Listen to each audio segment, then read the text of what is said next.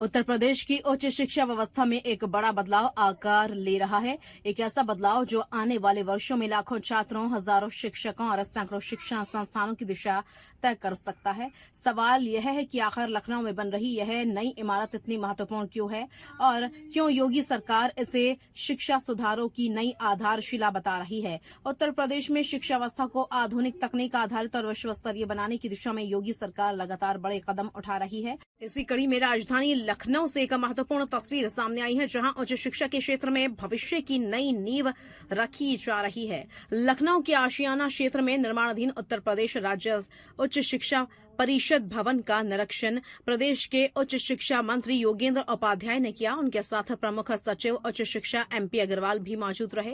निरीक्षण के दौरान मंत्री ने निर्माण कार्यों की प्रगति, गुणवत्ता और निर्धारित समय सीमा की गहन समीक्षा की।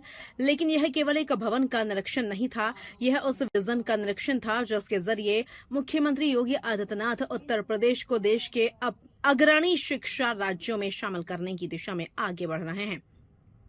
कैमरे में दिखाई दे रही है इमारत आने वाले समय में उत्तर प्रदेश की उच्च शिक्षा नीति, शैक्षिक योजनाओं, अनुसंधान गतिविधियों और विश्वविद्यालयों के समन्वय का प्रमुख केंद्र बनने जा रही है। निरीक्षण के दौरान उच्च शिक्षा मंत्री योगेंद्र उपाध्याय ने भवन के विभिन्न हिस्सों का बारीकी से अवलोकन किया।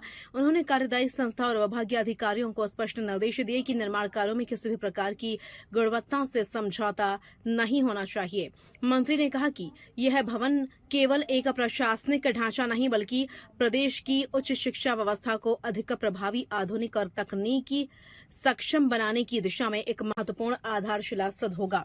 उन्होंने अधिकारियों को यह भी निर्देश दिए कि परियोजना को निर्धारित समय सीमा के भीतर पूरा किया जाए, ताकि इसका लाभ जल्द से जल्द प्रदेश की शिक्षा व्यवस्था को मिल सके।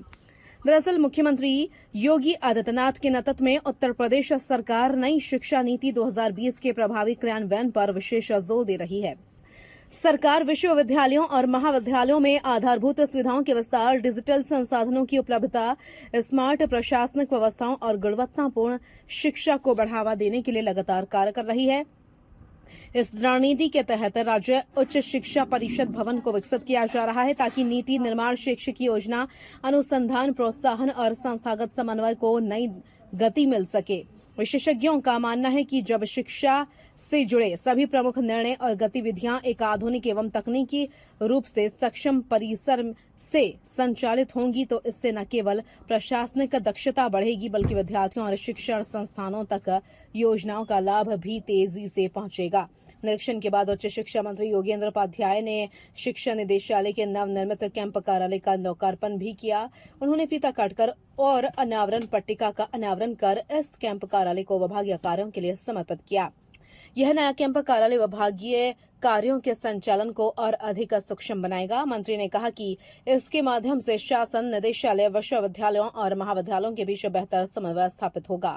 साथ ही विभिन्न योजनाओं, कार्यक्रमों और परियोजनाओं की समीक्षा, अनुश्रवण और क्रियान्वयन की प्रक्रिया अधिक प्रभावी, पारदर्शी और जवाबदेही बनेगी। यानी केवल भवन निर्माण ही नहीं, बल्कि प्रशासनिक ढांचे को भी आधुनिक स्वरूप देने की दिशा में सरकार आगे बढ़ रही है। उच्च शिक्षा मंत्री योगेंद्र उपाध्याय ने इस अवसर पर प्रदेश सरकार की शिक्षा संबंधी प्राथमिकताओं को भी सामने रखा।